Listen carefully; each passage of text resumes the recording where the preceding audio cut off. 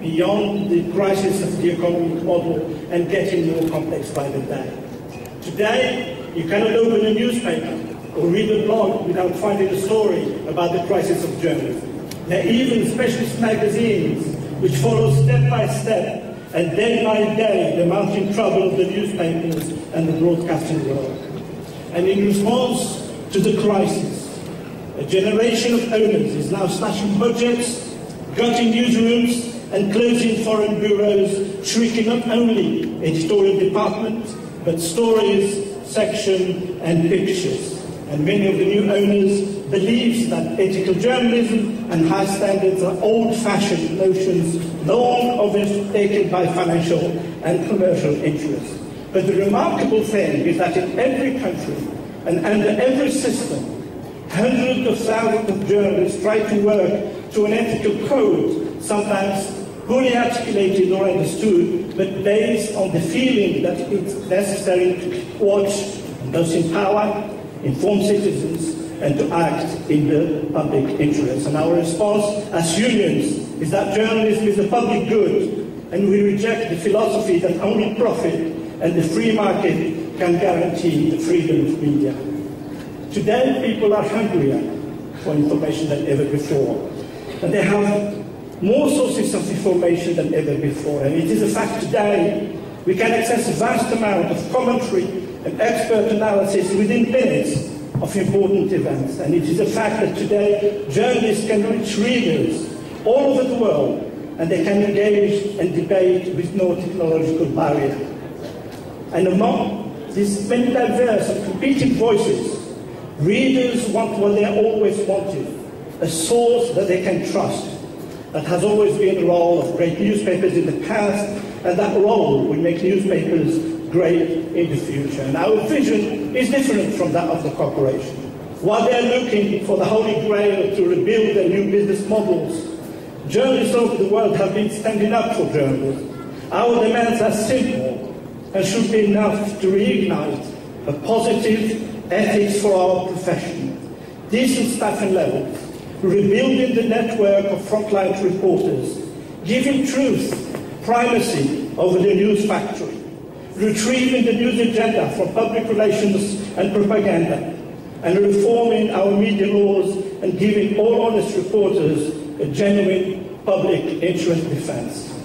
And finally, colleagues, we cannot, in a gathering like this, celebrating excellence in journalism, not mention the abject failure of the almighty Murdoch empire, built over 40 years as a corporate model for journalism all over the world, and which crumbled in a matter of days.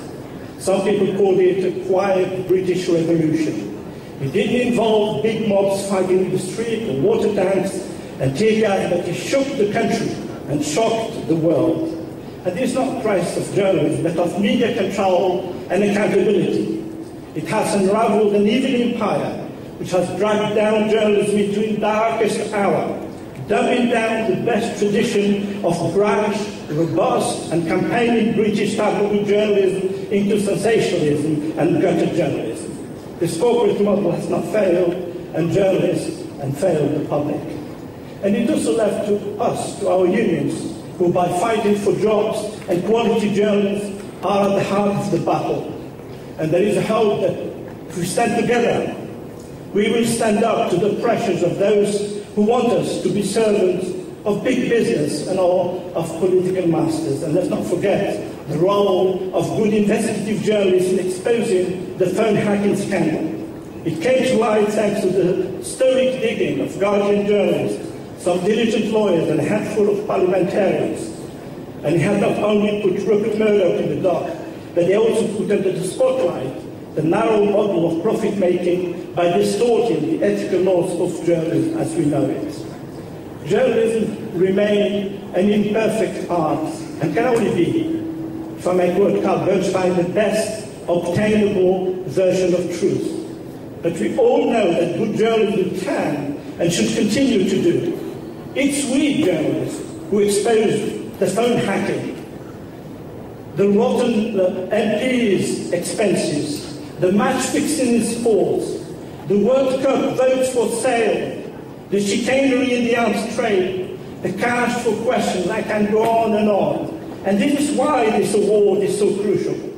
Ethical and high-standard journalism, which we are celebrating tonight, is right, not just because it builds trust and acts in the public interest, but because it's the only way to build a long-term future for the media.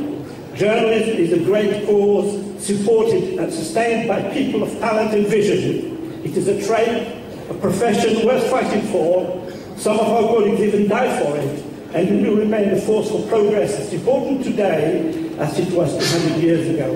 And we are proud, and I'm proud, that the GJA is playing such a mighty role in this endeavour. Thank you, colleagues.